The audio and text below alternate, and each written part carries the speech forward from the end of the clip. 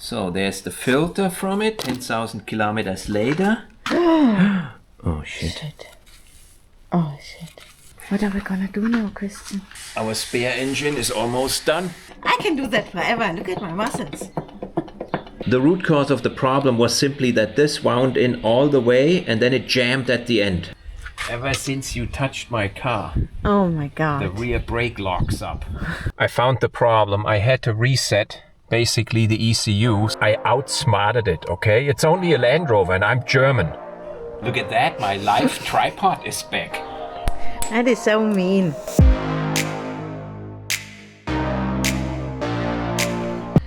So today we got another discovery here on our lift. This is from our friend David, and this is a 2016 EU6. And we got to do some basic maintenance on it and check out what faults we got and what else is broken. And we're gonna check out what faults we got here. Electronic parking brake latch failure, emergency release actuated. So most likely it does not latch anymore and we got to take the brake module out and manually latch it. So that's half a day work. Thank you, David. And we got a suspension fault. Look at that. Pressure increase too slow when filling reservoir. Mirror heater output. Nobody cares about that. I bet he doesn't even know he has heaters. So rear parking brake and suspension is what we got to work on next to all the fluids. So here you can see what the parking brake is doing when I'm trying to latch it. It's going through the latching procedure and it can't latch. Wow, look, this car even got some mud in here. Look at that.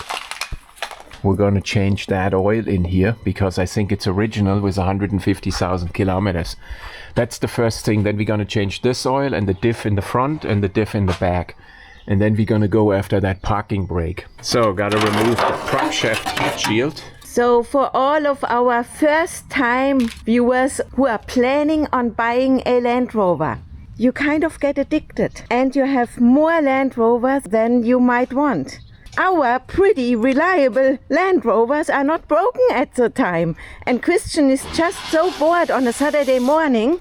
We have to drop the tank in order to take the cross member out, you know, so you can reach that little bolt back there. I don't know why they designed it that way. They didn't think about it. Thinking is not always their strength, okay? Yeah, though that is a hunter's vehicle. Yeah, it's a lot of dust. And he cleaned it for us already. He did not. Okay. Oh my. Oh. Come on. Ah, just don't stop. And this one I can't get to, see? Oh shit, what do we need now?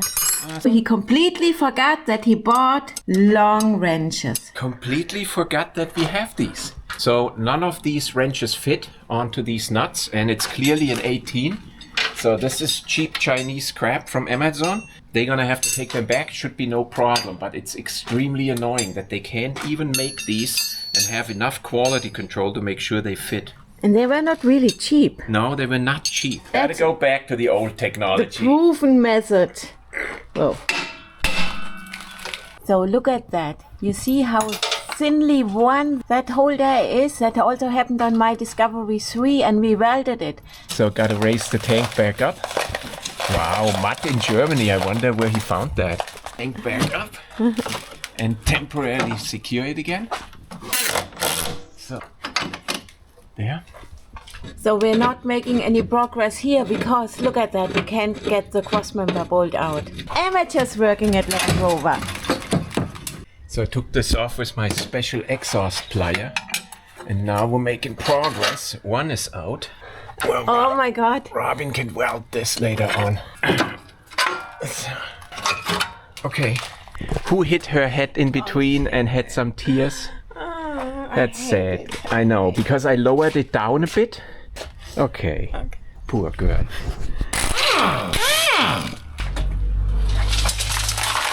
Oh my god. We take the transmission mount off. Oh my god, and I'm wearing a white shirt.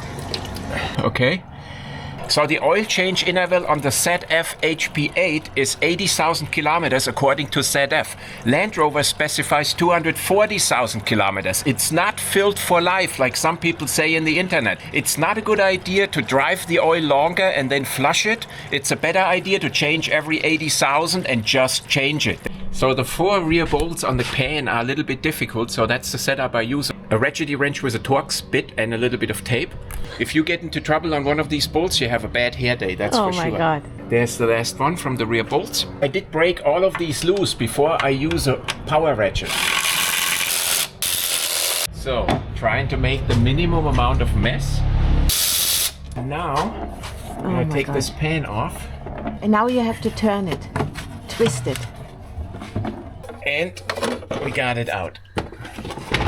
But it was my idea. Okay. Absolutely minimal wear. Okay, there's a little bit on this magnet. So it's October 15th. So this is the original oil pan on this 2016 Discovery. Vera thinks this is the worst one we saw so far in regard to the wear material here. Yeah. Now this debris fell in from taking it off. That's nothing. Because it's all dirty up there. So I'm making this all clean all the way around. Make sure that I don't drag any dirt up there. So we're not changing the connector sleeves because they're not leaking. We're not changing this because we would have to take the Meshatronic unit down.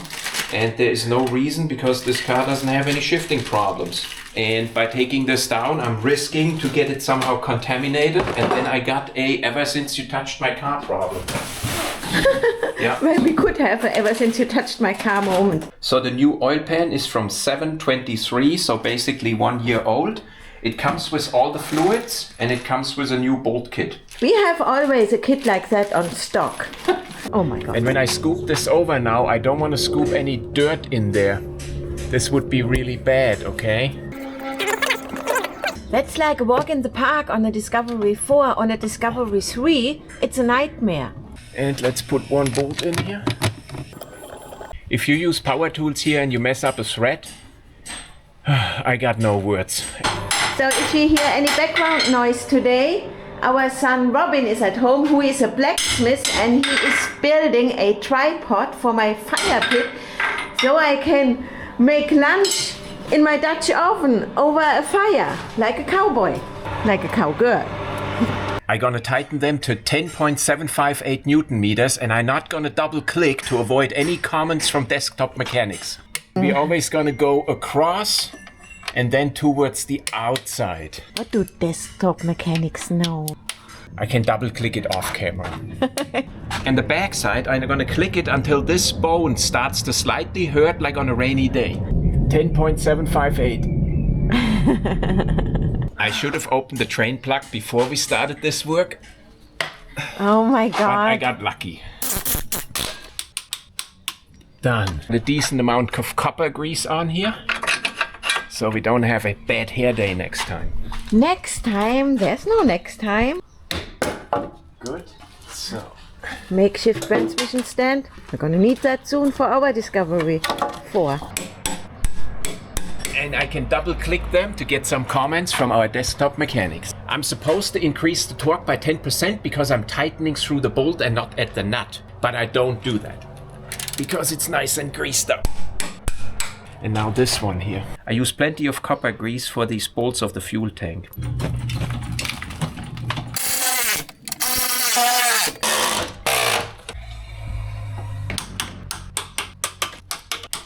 Good. David never finds out. Like nothing ever happened, okay? We're gonna fill Lifeguard 8 fluid from ZF. This in here, like this. Open this up. We're gonna fill it up until it has a light dribble.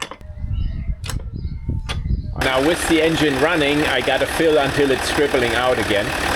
This started to dribble out, so we'll have to wait until we have at least 30 degrees oil temperature here from the transmission. What we gotta do now is rev it to 2000 RPM to fill the torque converter and then put it into all gears. We gotta hold it for 30 seconds. That's it, 30 seconds. Put it into reverse. We gotta hold it 10 seconds there. So I let the wheel spin a little bit here. Go into D. Command Shift 1, hold it for 10 seconds. Go in Command Shift 2, hold it for 10 seconds. And that's it. Fluid is now everywhere in the transmission. Oh, look who is here.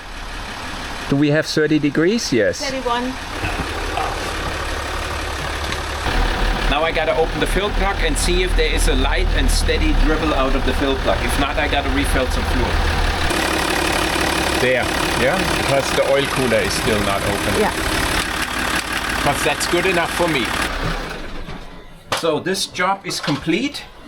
In the next step, we gotta change 3 more fluids. Oh my God. So the desktop mechanics can see I got the fill plug loose.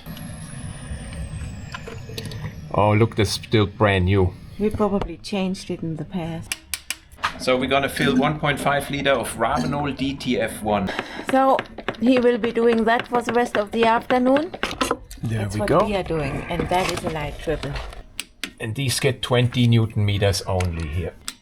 Good. Okay, removing the fill plug first.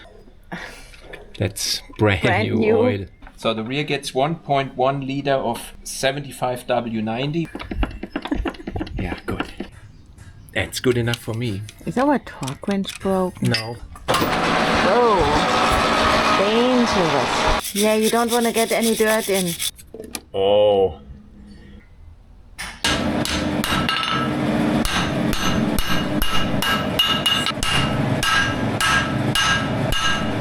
It's not as easy as it looks when I'm doing it, isn't it? I can do that forever. Look at my muscles. So the front and rear diff are filled to quantity, not to a light triple. I think we're done with all fluid changes, right? I want to look at the oil filter because it's a Discovery 4. It's not going to end up in a big catastrophe. See, I got a special funnel, so it doesn't end up in a major Exxon Valdez oil spill. So that is now the 5th oil change we are doing today on that Discovery 4. Yeah, good. We always change the sealing ring on the drain plug that's available from L-Ring, and you can see there's a little cut in it and it doesn't look pretty anymore. And we always have them at home. We got a spare engine at home, I mean, what the hell? He always has lots of oil, and we did the last oil change 10,000 kilometers ago. It is diluting the oil very badly, and the reason for that is he's driving a lot of short distances as a hunter here in our woods. So there's the filter from it, 10,000 kilometers later. Oh shit. Oh shit. Oh, yeah, he's got lots of chips. Yeah. Oh god. That's not good. So 152,000 kilometers and we have bearing chips. That's not nice for David. He's not gonna like that. Shit. What are we gonna do now, Christian? Our spare engine is almost done and he's gonna get our spare engine, I think. So a new oil filter goes in. He's gonna have to go for a few new bearings now. That is the oil dilution. Yeah, that's the oil dilution. You saw how much oil that was. Yeah. Oh my god, I'm so stressed now. Oh, you're gonna have to make a call like Dave always has to do. Yeah, when Dave calls his customers and gives them the bad news. Yeah, oh my god. Yeah, gotta hold it in the correct angle so the desktop mechanics do not say, I held the bottle wrong. I'm now sad. There's worse in life, okay, than a few bearing chips after 150,000. It's first of all David's problem. We'll tell him, like Dave would. Yes, we'll but see. we don't charge, remember? So. Yeah, he charges money and we don't. Everything we do is for free. So Vera is all devastated because there are a few chips in the oil.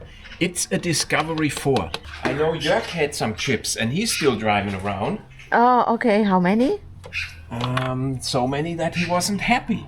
Jörg a WhatsApp and ask him how many chips he had in his oil. Okay, I'm gonna do that.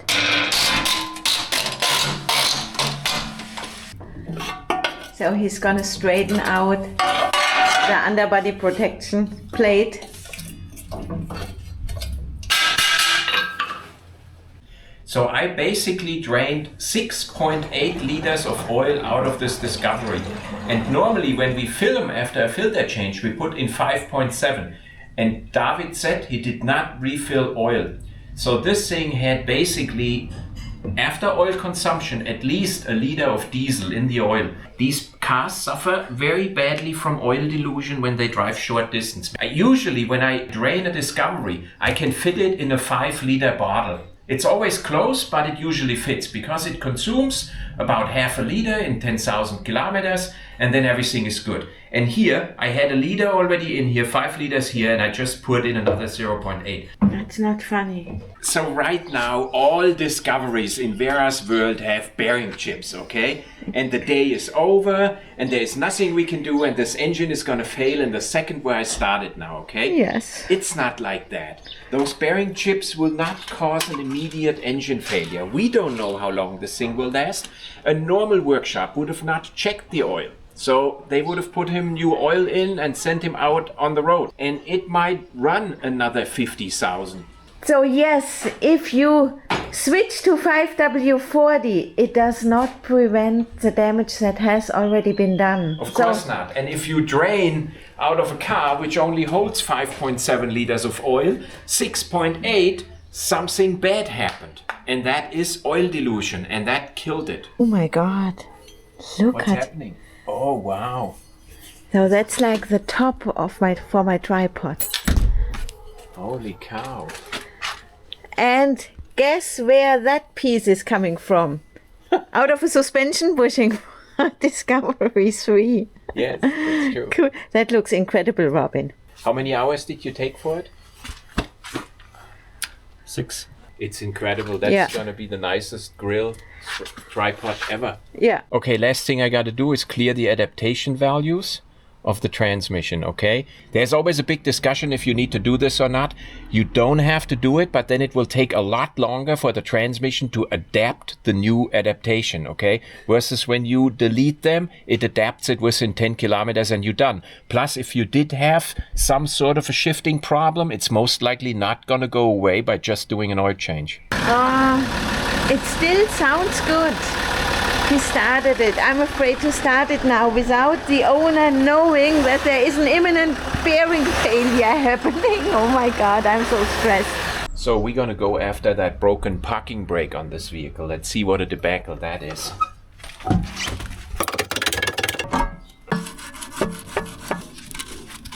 Oh, I'm lucky here that this is removable. Oh, it's stuck. I got that cable here soaked and it's moving. That's very lucky. So.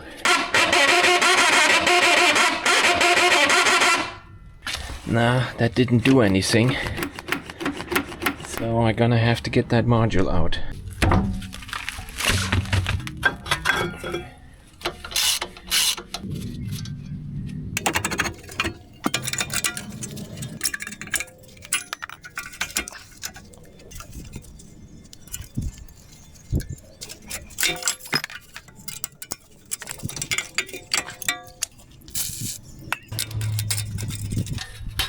There it is.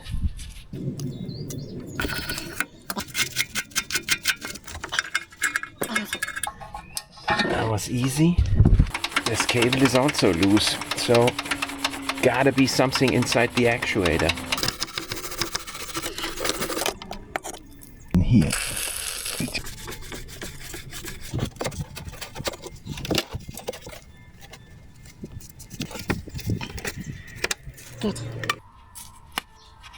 Good. I'm gonna try to pull it out now. And you gotta feed the cables for me. Okay, hang on, it don't fit through.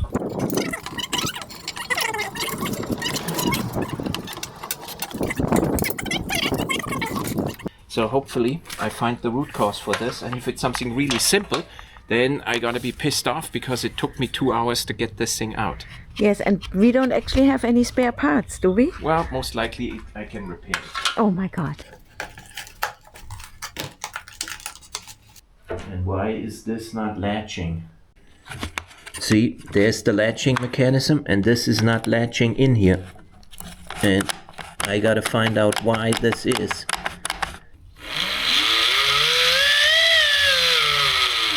So the motor works.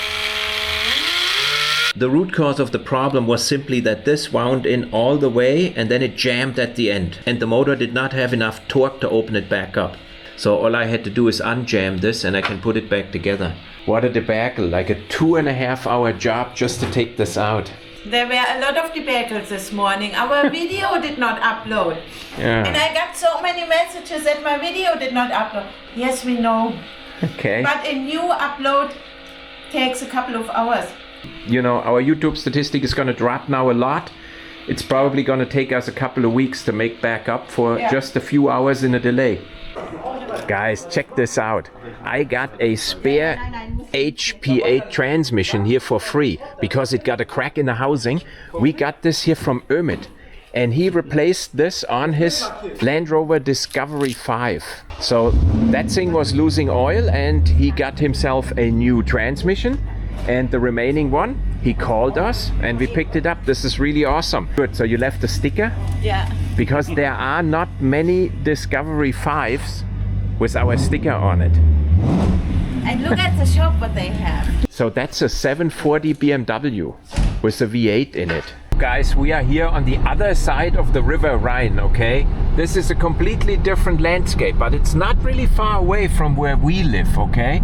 There is nothing over here. So I got this thing now completely reassembled and it's unjammed. I'm gonna mount the cables and then I can put it back into the car. So here I gotta wind the spindle in exactly 5 revolutions. That should do it.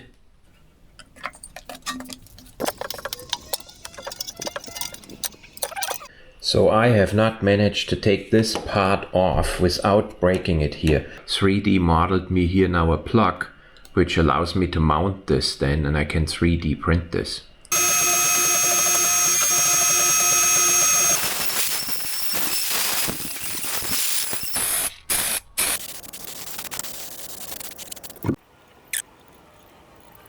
So just gotta open this up. Yep, that will go in. I made it so I can wedge it apart with this bolt here. You can see that actually works. Very nice. So this is where that stupid bracket goes. Oh my god, that is so dumb, this bracket. So did you see that I printed this plug this morning? No. Okay. I've never seen that thing on.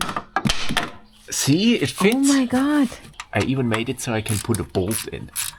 Well, did you print one for us too? I printed 3. You know, we got that gift certificate from Trey for Engelbert and Strauss. We're gonna get you a bump head there because she walks around here and she's already paranoid because she hit her head all over the place. Typically, she fits below, but Everything is way up here. I'm not worried about hitting anything hard. And then, you know, my neck hurts. So I got 2 more, okay, see? That's really cool. I want one of those.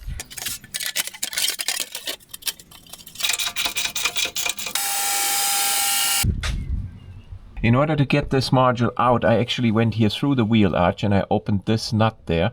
You can see I took the brake line even out. This brake line is normally connected here and it blocks all the access. There are a lot of little clips and stuff you gotta watch out for that you don't miss them.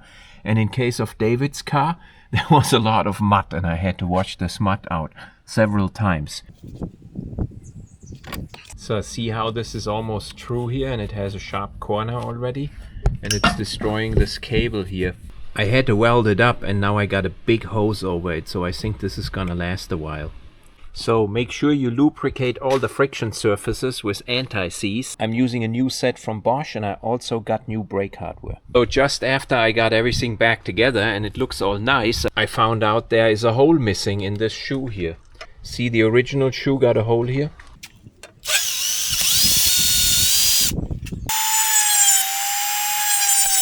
Oh, see, I got this little relief cut here so that spring can seat inside.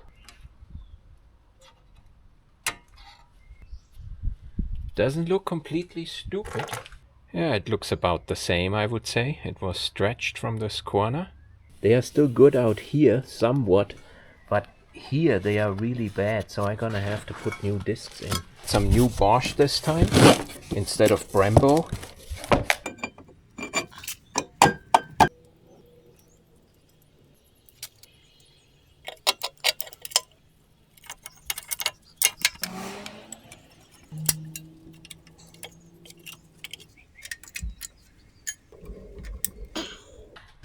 That's not the fine English I way. don't remember we have ever done that.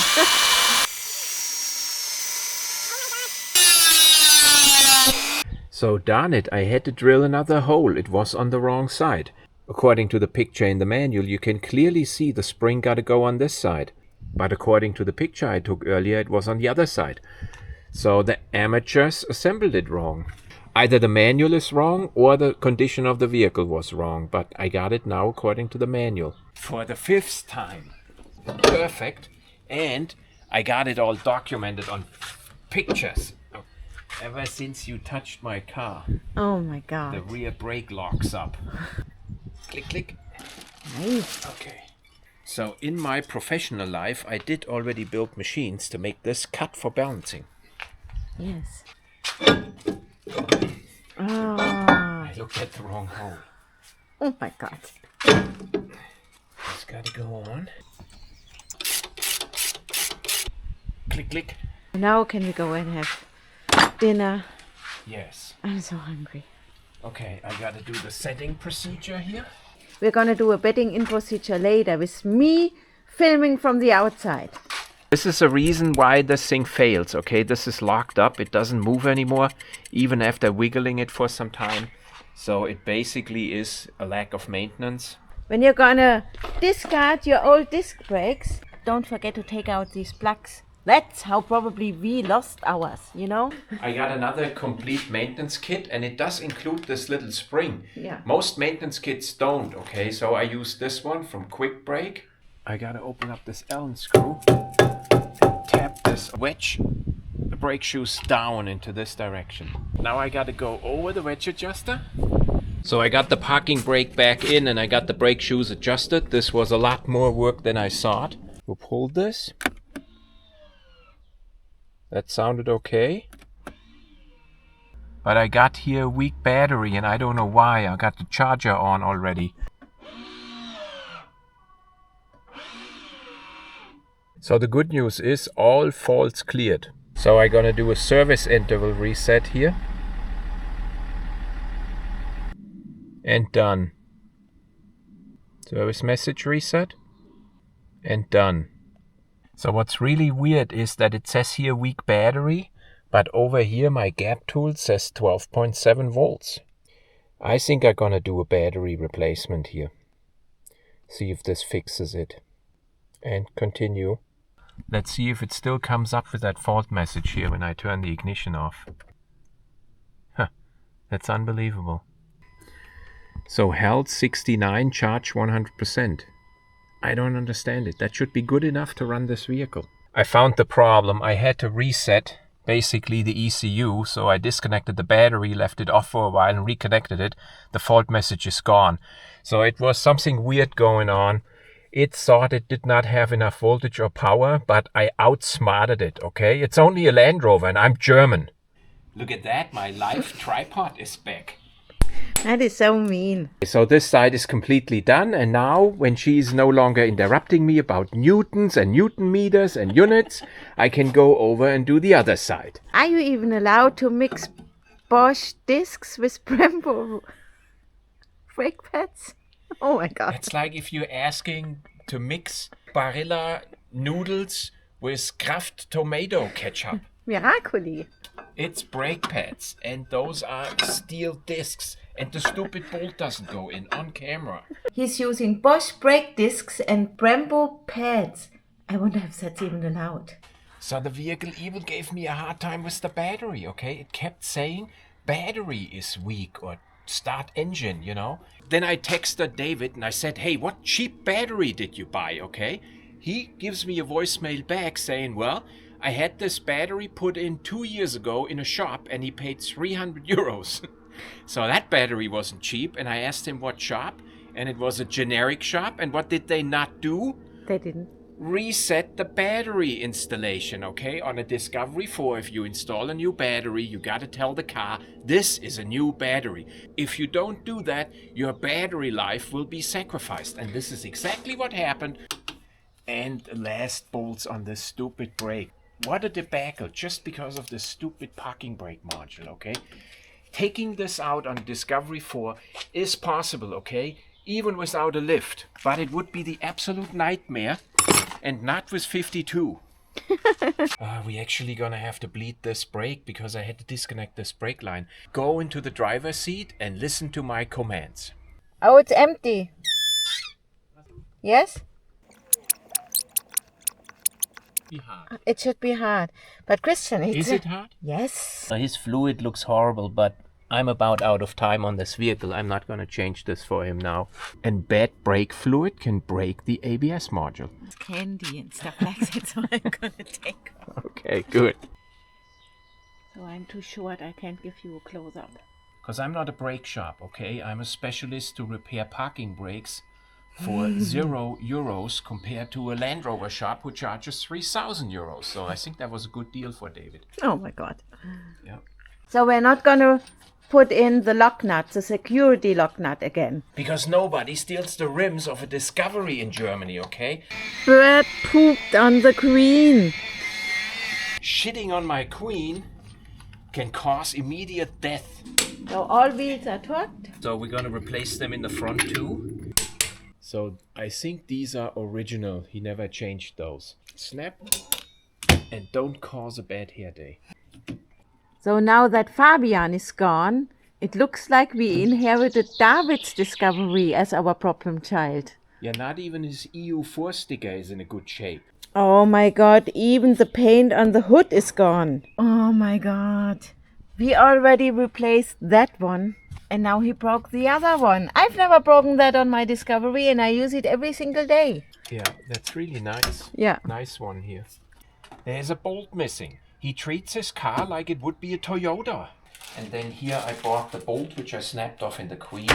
Here I bought the bolt which I dropped into the Queen. I couldn't find it anymore. Here I bought a new O-ring for the inlet.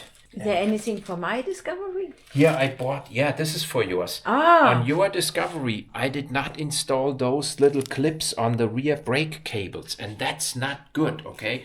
If you don't install those clips, the brake actuator is not making the correct stroke. It's not having the correct operating range. So Vera is driving around without these, and that can prematurely fail the rear parking brake actuator. And what did we all learn on this channel? Premature is seldom good. Let's check the quality of his serpentine belt. Oh my God. But because we found bearing chips in his oil filter, we're gonna see what lasts longer, the engine or the serpentine belt. Oh my God. This engine has 152,000 kilometers. Our Prince Mallcrawl engine died with 135, and it died on a bearing failure. So this is a typical failure mode for oil dilution. So my advice to him is to get the oil changed more frequently on his car, because he's only driving severe duty in our woods with a cold engine every day under high load, going along his tracks, okay, inspecting his territory. So every 5,000 kilometers, and I'm gonna tell him to come back in 2,000 kilometers, we're gonna pull his oil filter and see if the number of chips reduced for some reason. If they are, then we know, okay, this engine may last a little bit longer. If it has immediate chips inside again, we're gonna have to start looking for a replacement engine for his car, because he loves this car. So my recommendation, if you find bearing chips in your oil filter, is do your oil change every 5,000 to 6,000 kilometers, as called by Land Rover for ardenous use. Check your oil filter for chips every 2,000 kilometers to learn how they accumulate. So 2,000 kilometers a few, 4,000 a few more, 6,000 a lot of them. Start looking for a good replacement engine so you don't panic when it fails. Then store the replacement engine in your living room and have it ready when it needs to go in. And make sure it's a Gen 2 engine. My recommendation is have a couple of oil filters at home. The oil filter on the Discovery 4 is 7 to 8 euros, okay? So when you take that out for inspection, of course, you put a new one in and then you label it, and then you can compare those to learn how the chips accumulate. Maybe you find out that it doesn't accumulate chips. Then it may have to do with a certain driving habit you do once in a while, okay? Like when you go on the Autobahn and floor it all the way to the end of the limit, maybe that's causing the bearing chips. And when you drive around in the woods, it's not causing the bearing chips. So we're done with the vehicle. We're gonna go on a test drive now, and we're gonna have to cycle through different drive modes for the 8ph transmission because I deleted the adaptation values.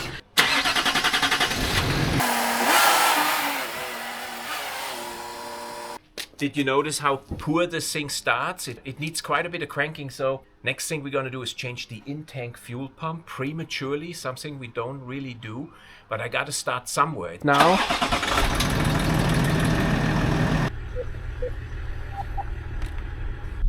if you drive it for the first time with the HP8 adaptation values reset, the first few shift cycles are kind of abrupt, okay? They're kind of rough.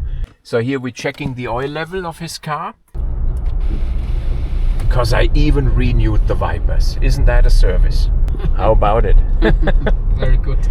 Okay, so the vehicle still has a couple of problems. The air suspension is not working correctly, and David told me, well, he had a couple of branches stuck up in the bumper. So that sounds like he may have jammed an air hose or something. And he also got a huge clonking noise on the front suspension. The vehicle has 152,000. So it just drives like a charm. It's the best in class. What's reliability if you don't have this driving behavior? That was tight, but normal for Germany. So I checked these suspension bushings here, and as expected with 152, they completely shut.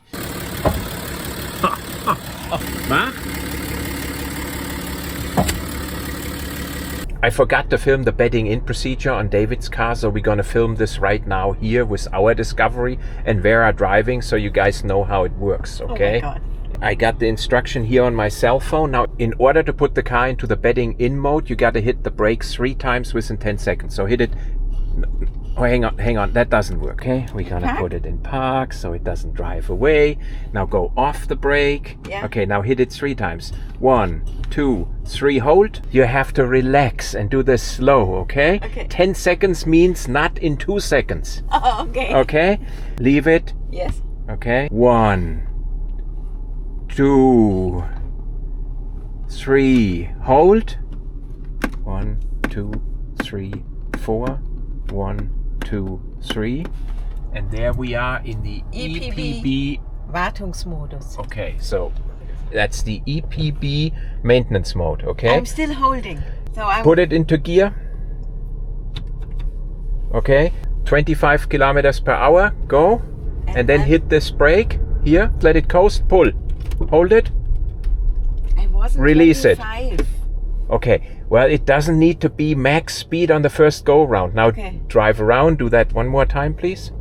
Drive. Okay, stop, pull it. Now a little further down. Oh, okay. Okay, drive. Coast. Very nice. Almost stop that now.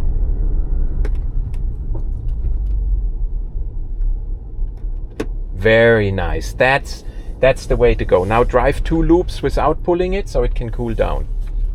The idea here is to seat the brake shoes by applying them during driving, which is not normal on a parking brake. And the second idea is to have Vera do it so she doesn't complain when I'm doing it. And it does make a huge difference when I'm doing it. Oh, really? Yes, because then I'm not sick to my stomach. You have to do it actually 10 times, but if it's working, we don't need to do it 10 times. Good girl. That was very well. I think that's good enough. It's working. Do it 2 more times. One more going that way and one more going back. Okay. Don't argue with your wife, okay? If she finds now happiness in doing that, let her do it. It's getting better, right? Yes. It's getting better. So that means they wear in. 1 more time. Okay. 8 in a row is not bad. We could go 10. Oh, it works much better by now. Okay.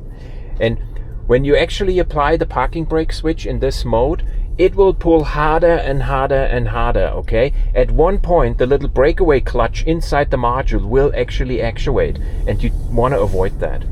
Okay, so what? Yes. When we just go out on the road and you hit 50 kilometers per hour, it will turn off. It was the same on David's car. Now I'm hitting 50. And? That a It's problem? all gone. Okay, good. Yeah, okay. All warning lights are gone. Yeah. I better put the text from the manual right here into the picture so we don't get another dozen emails. But most important, let your wife do it. And who taught you that? King Christian. Okay, so we're all done with this vehicle and we're gonna end our video here. At this time, we want to thank our Patreons a lot for their support, and We'll see you next Sunday. she's playing with the dog.